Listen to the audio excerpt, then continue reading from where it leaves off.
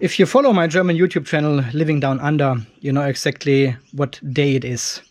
Eggs on the barbecue, loaded with cheese. It's simply the best.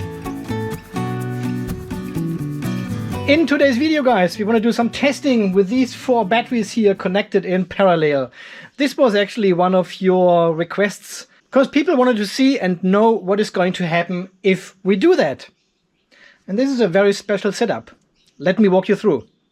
But before that, we have to have a look. It is 110 amps outside. It is the sunniest and hottest day in Australia so far. It is springtime and we've got like 33 degrees expected today. I'm already a bit... But we have to come back to the garage here to do this test today. So welcome back to the off-grid garage in sunny, hot Australia.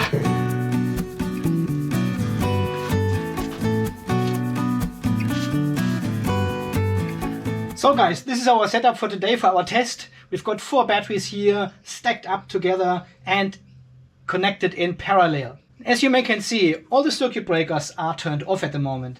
I have activated the BMSs to set all our parameters correctly and check everything for the test, but physically none of the batteries is actually connected to each other or to a power source. Because we want to see what is going to happen. Because as per your request, all these 4 batteries here are charged to a very different state of charge. The power wall here on the top is a 100 ampere hour battery and it is charged to 20% only. That means there are 80 ampere hours missing at the moment. The Jackie server rack battery here is a 100 ampere hour battery as well and is charged to 40% state of charge. The larger Jackie server rack battery is charged to 60% state of charge. And because this is a 230 ampere hour battery, there are 92 ampere hours missing until we would fully charge it. And last but not least, the Global Power battery at the bottom, 280 ampere hours of capacity, is charged to 80% state of charge. That means there are 56 ampere hours missing until 100% state of charge. So 4 completely different batteries, 4 different state of charge, 3 different BMSs. Well, they all have PACE BMSs, but different firmware versions and also different sizes. But in this video, we are not talking about the communication of these batteries. As you can see, there's nothing plugged in, no comms cable, there's no communication. And I have also set a 55 volt full charge voltage in all these parameters. So when we hit 55 volts and the charge current goes below 1 amp, the BMS will then show 100% state of charge. So all in total, this is a 288 ampere hour charge we need to put into these batteries to fully charge them. So the question of some of you were, what is going to happen if you charge batteries with different state of charges? Well, first of all, we need to connect them in parallel to charge them, right? And that means there may be already currents flowing from one battery into another one because the voltages may be slightly different. Let's have a quick look. So our power wall at the top here has 52.68 volt. The 100 ampere hour server rack battery has 52.67 volts. This is only 10 millivolt different. Wow. The larger server rack battery has a voltage of 52.69. This is again another millivolt difference only. And the Global Power battery has a voltage of 53.27. So this is by far the highest voltage we can see. But here you can see again 20%, 40%, 60%, and we've got 2 millivolt. 2 millivolt, yeah? Not 2. 2 millivolt difference between these 3 batteries. Mr. Dumbass, I can bring a lot to dumbass and dumbass. 20, 40, 60% state of charge. The Global Power is a bit higher, but this is only half a volt difference between these 2 batteries. Obviously, when we turn on the circuit breakers now, we will see current flowing from the Global Power battery, which has the highest voltage, into the other batteries, which have a lower voltage. So we will turn these 3 batteries on first and see what is going to happen. Because, well, they've got the same voltage, right? And if there's no voltage difference, there's no current. Never. So I've turned on the circuit breaker of the Powerwall on top. Obviously there's no current flowing, there's nothing else connected. And we turn on the second battery here and see what is going on. Yeah, 0 amps. And let's turn on the third one. -4 we can see, -4 amps. 2 amps going into the 100 ampere hour battery and another 1 amp going into the top battery. Yeah, because this is a 230 ampere hour battery, this current can now sustain for a very long time, and these are smaller batteries, 100 ampere hour only. So it could take a couple of hours actually until this current tapers off now. Okay, then let's turn on the Google Power battery as well. And we see 30 amps coming from this battery, 10 amps going into the 230 ampere hour server rack battery, 6 amps going into the 100 ampere hour server rack battery, and 4.5 amps going into the Powerwall on top. Yeah, current already has tapered off here to 15 amps and it's going down. So far this has happened with 80%, 60, 40, 20% batteries in parallel. There's very little current flowing with lithium iron phosphate because all 4 batteries are in the very flat area of the curve now. That means between 80% and 20% state of charge, there's almost no voltage difference. Very, very small. And this is what makes these batteries so safe as well. Okay, then as per request, let's introduce a charge current as well. Let's turn on our solar charger. We're charging with 650 watts from our pull fence system, 12 amps coming in. And let's have a look at the batteries where this energy actually goes to. Top battery here with 20% state of charge takes 3.2 amps. This battery with 40% state of charge takes 3.6 amps. The 60% state of charge battery takes 7 amps. And the 80% state of charge battery still delivers 2.5 amps. So at the moment we are charging these 4 batteries only from our pull fence system here from the Powerwall 2.0. There's only 13 amps coming in. I think the maximum we can expect is about 30 amps or so. So charging these 288 ampere hours back into these 4 batteries take 8-9 hours. Far too long. We don't have so much sunshine. There will be shading on the panels in the late afternoon, so they won't make it in one day.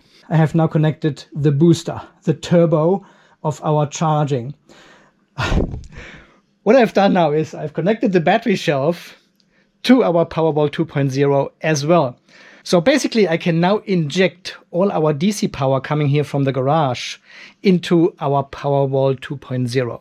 And this should charge it up very quickly. So showing you this morning we had 100 amps outside. We have got now 150 amps outside. This battery is at 56% state of charge. So I'm not 100% sure what will happen if I turn on the circuit breaker, how much current is going actually into these batteries here. There's only one way to find out.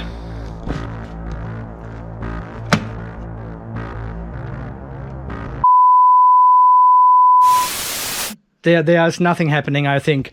Okay, let's have a look at the batteries. Okay, charging with 2.8 amps, charging with 3 amps, charging with 6 amps, and there's 0.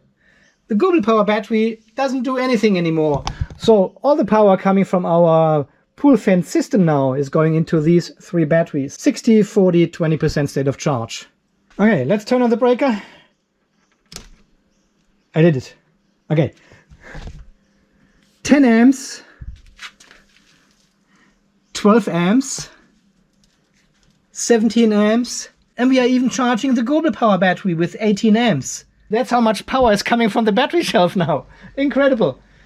So in theory, I should be able to turn off all our 3 batteries here on the shelf, and all the current coming from DC should go into these 4 batteries here.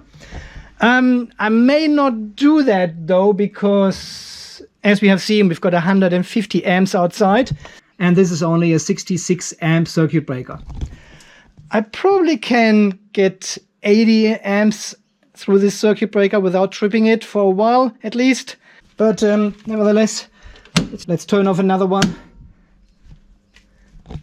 Oh yeah, 14 amps, 17 amps here, 26 amps and 22 amps in the Google Power battery. Okay, if I turn off the last battery, there will be another 70 amps going into these batteries here. Let's try it and see how long we can sustain it. I'm not sure. There's a 150 amp fuse in here as well for all these batteries. So we can now see 29 amps into the 20% state of charge battery, 30 amps.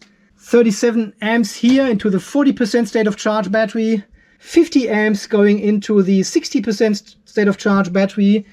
And 46 amps going into the global power. Whoa, this didn't take long. Multiplus has turned off. Our circuit breaker has tripped. This was a bit too much current. I've connected one of the batteries back now. Circuit breaker is off. Okay, I may have to leave one of the batteries turned on here to compensate for this high current coming in. It was like 150 amps or so, and the circuit breaker lasted probably a minute or so before it turned off and everything went black. Okay, my friends, everything is back online. I have now restricted the solar charge controllers to a 30 amps output only. I've turned on our circuit breaker again. So I'm changing the current limit in the solar charge controllers now to maximize our current going into the battery. So we are at 75 amps now, where 66 is coming from here and the other 15 amps or something is coming from our pool fence solar. I probably can go to 80 amps into the batteries. That should work. You see there it's limited to 30 amps. We set this one to 40 amps. And we see 70 amps here coming from our circuit breaker from the battery shelf. And it's a 66 amp circuit breaker. Yeah, that's fine. And the additional current is coming from the pool fence system. Our 20% state of charge battery takes 20 amps. 40% state of charge battery, 23 amps. 26 amps here for the 60% state of charge battery, and only 13 amps for the 80% state of charge battery. So you can see how the current is equalizing now between these batteries, and regardless of the state of charge, they are taking very similar currents now. 20% state of charge and 60% state of charge down here. It is 20 amps to 26 amps. Flat area of the battery curve. Voltages are almost the same, so is the current. But we can also see that the 80% state of charge battery is not taking that much power anymore, because the cells are already saturated at this voltage, right? Which is, so at 53.8 volt, these cells are far more saturated than these ones here at the exact same voltage.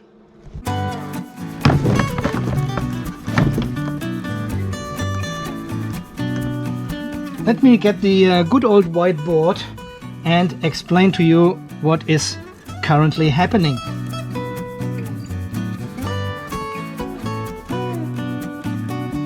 We've got 4 batteries, but these are not batteries here, these are sponges. Just a normal sponge like this one here. We've got 4 of them. This is our battery. And you can charge them with water and discharge them by releasing the water again. And of course there's a maximum charge for such a sponge as well. It can only hold a certain amount of water, right? And like with batteries, this is all about the saturation of the material inside your sponge or your battery. And for this test, I have now pre-saturated these sponges here with 80%, 60, 40 and 20% of water. So if I would take all 4 of these sponges now and put them in a bucket with the same water level, what would happen? Yeah, probably these 2 sponges here will suck in the water, while these ones here will give up some water. And maybe some others are pretty neutral. They won't give or take any water. And the water level here is our voltage. This is our charge voltage, which is the same for all 4 batteries. And the water being sucked in by each of the sponges is our charge current we see on the display for each individual battery. So eventually all 4 sponges will equalize out. Exactly this is going to happen with the batteries as well when they are in parallel and there's no further charger connected. They will eventually equalize out. It could take a long time. So, and what I have done before is I have increased our water level here by connecting the battery shelf, all my MPPT solar charge controllers. And then the charge voltage for our sponges obviously rose, and it pushed more water into each of the sponges. Well, until the circuit breaker tripped. Okay, we are at 91 amps going into these 4 batteries. You're charging with 25 amps. 29 amps, 20 amps and 14 amps. And we can see here our 2 sponges with the lowest capacity of water sucking in most of the water now. And while we are charging, obviously this water level is rising because our charge voltage is slowly rising. Even we are in the flat area of the charge curve, the charge voltage is still rising very slowly. Just want to ensure we are not overloading our circuit breaker again. 74 amps, okay, that's still okay. So, and now also something interesting happens, because the higher the charge current for each of the battery is, the faster the state of charge rises. Here for a 100 ampere hour battery, when we charge with 25 amps, that would mean in 4 hours the battery would be fully charged. See, and this battery is already at 30% state of charge. So 10% already charged into it. And here our server rack battery, which was on 40% state of charge, is already at 50% now. And the 230 ampere hour, this one started off with 60% and we are only at 63%. And the Google Power battery, which was on 80% state of charge, is now at 81% state of charge.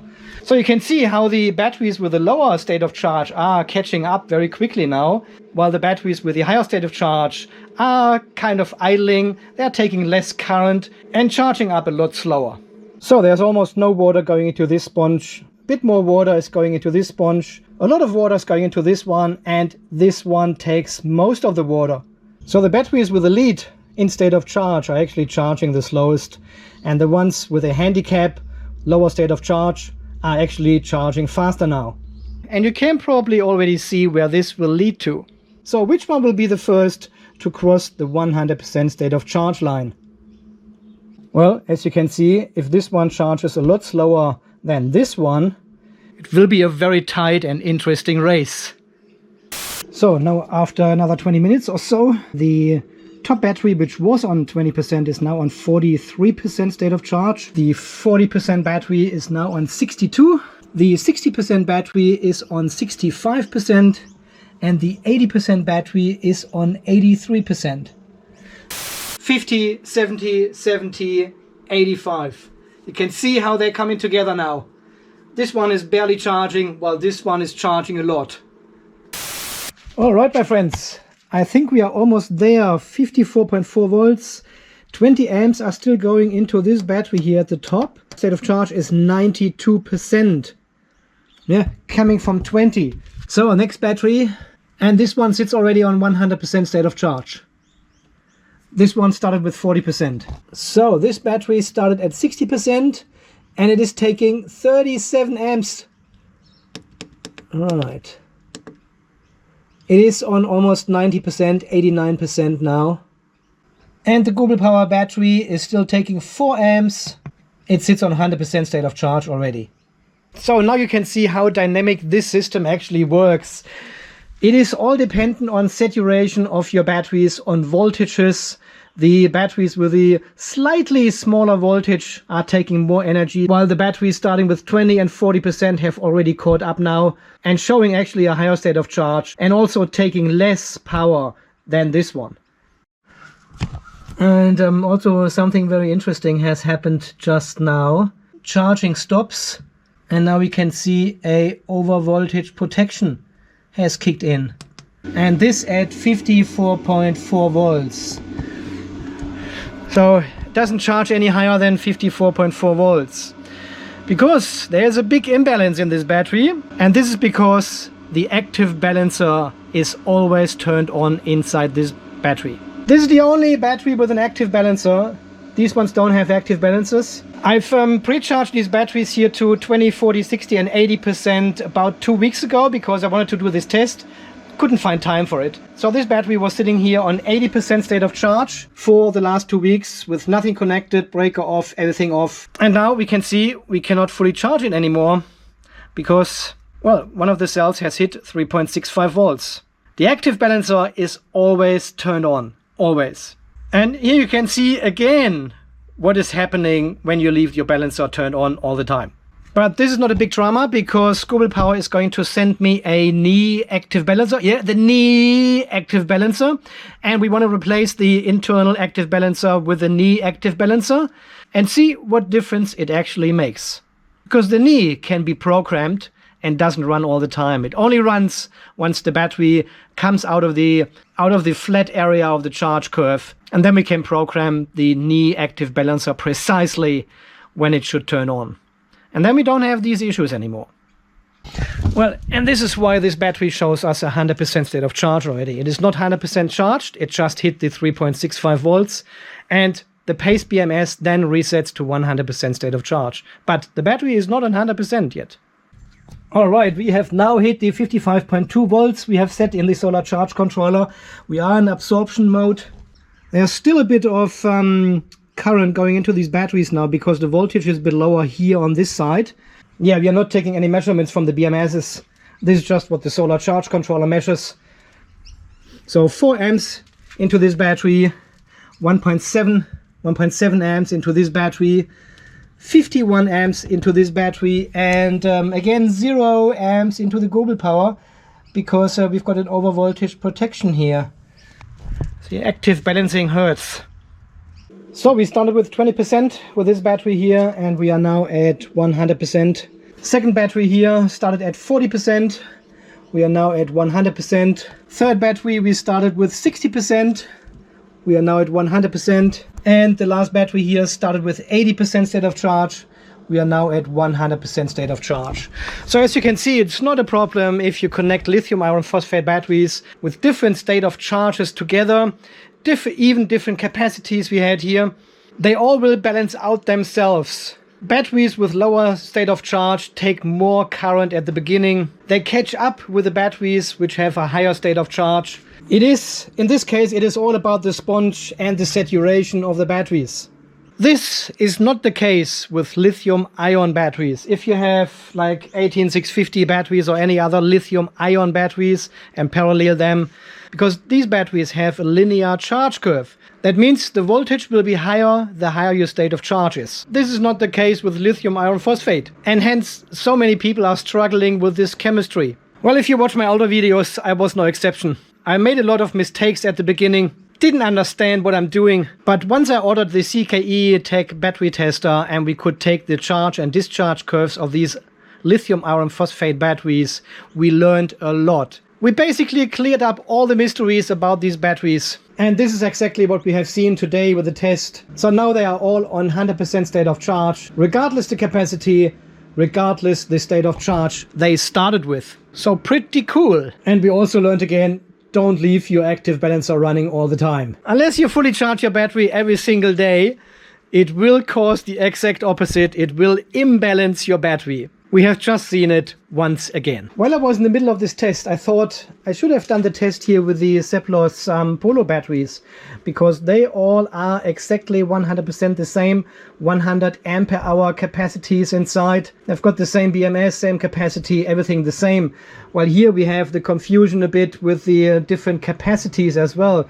280, 230, 100 ampere hours. So maybe at some stage I repeat this test and charge these ones to a different state of charges, and then we do a charge test again. And we can also watch the 3 BMS then here on the computer, so I don't need to film the display all the time. Maybe that gives a bit of a clearer picture. But the result will be 100% the same as what we have seen today. Eventually they're all charged to 100% state of charge. The batteries with a lower state of charge catching up with the other ones. And eventually they all meet at 100% state of charge. Alright my friends, so far this spongy video from today. I hope you enjoyed it and you learned something from it. So thank you very much for watching. Thanks for all your amazing support here on the channel, for everything you're doing. Otherwise we wouldn't be here, we wouldn't make videos, we would do something else. Yeah, that would be a shame, right? And until the next video, guys, when we do something completely different again, you stay charged, stay safe, and thanks again for watching. See you then. Bye-bye. It's all about the saturation of your sponge. The name is Dumas. That's pretty thick-headed.